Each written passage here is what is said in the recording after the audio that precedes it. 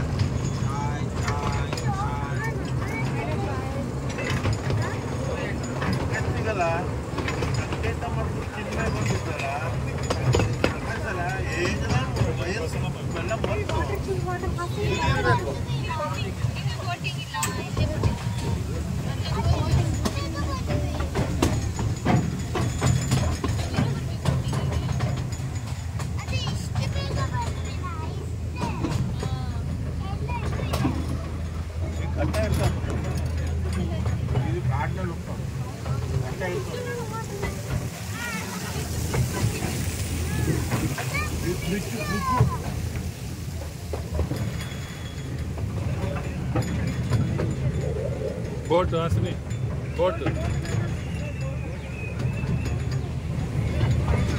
ನಾವು ಜಾತ್ರೆ ಬಂದಿತ್ತು ಹೊರಗೆ ಕೊಟ್ಟಿದ್ದಾರೆ ಹತ್ರ ನಾನು ಮತ್ತೆ ತಿಂಗಳ ಕುಂತೀವಿ ಎಂತ ಸ್ಪೀಡ್ ಹೊಡಿತಾನೆ ಹಿಂಗ್ ಮಾಡ್ತಾರೆ ಕವಿ ಕವಿ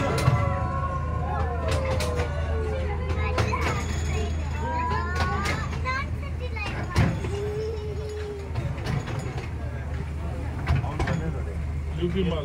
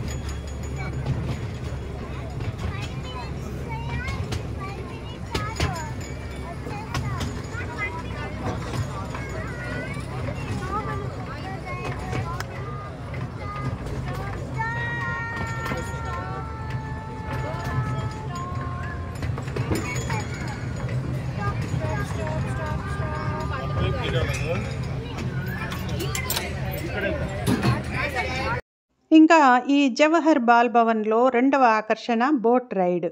ఇక్కడ ఫెడల్ మరియు మోటార్ బోట్లలో రైడింగ్ చేయడం అనేది పిల్లలకు ఎంతో ఇష్టమైన ఉల్లాసాన్ని కలిగించే విషయం. మరి ఇంకా ఇక్కడ పిల్లలకు రకరకాల ఆటలు ఆడుకోవడానికి ఎన్నో ఆట పరికరాలు ఉన్నాయి. అంతేకాకుండా బాలబాలికలకు వినోదాన్ని, విజ్ఞానాన్ని అందించడానికి 16mm ప్రొజెక్టర్లతో పాటు 35mm ప్రొజెక్టర్లు మరియు ఫిల్మ్ స్క్రీన్ను ప్రదర్శించడానికి తగిన లైటు మరియు సౌండ్ సిస్టమ్ సామర్థ్యంతో 425 సీటింగ్ కెపాసిటీతో చిల్డ్రన్ లిటిల్ థియేటర్ కూడా ఇక్కడ ఉంది.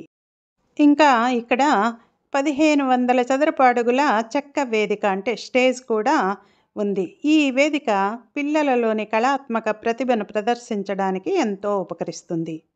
ఈ పిల్లలను, పెద్దలను ఎంతగానో అలరించే ఈ వీడియో కనుక మీకు నచ్చినట్లయితే లైక్ చేయండి, షేర్ చేయండి. ఇంతవరకు సబ్స్క్రైబ్ చేయని వారు సబ్స్క్రైబ్ చేసుకోండి. నమస్తే.